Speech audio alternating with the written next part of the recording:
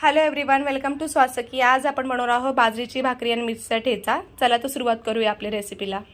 चला तर आपण सुरुवात करूया आपल्या भाकरीला। आपण बाजरीची भाकरी करून घेणार आहोत। पहिली आपण आपलं पीठ घेऊन त्याच्यामध्ये थोडंसं पाणी टाकून मळून घेणार आहोत ते चांगलं।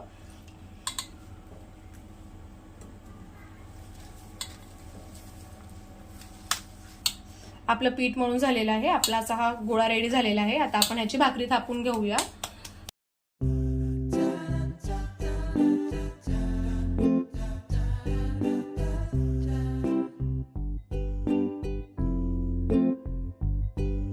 आपली भाकरी झालेली आहे थापून, छान अशी गोल झालेली आहे। चला तर आपण हिला तर तव्यावरती भाजून घेऊया।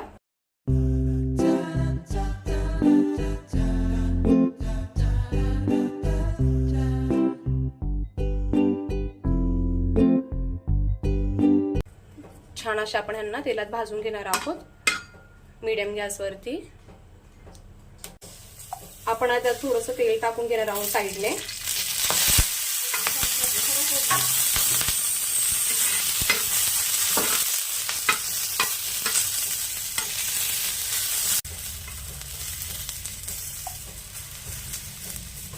पाच सहा लसणाच्या पाकळ्या आपण त्याच्यामध्ये टाकणार आहोत।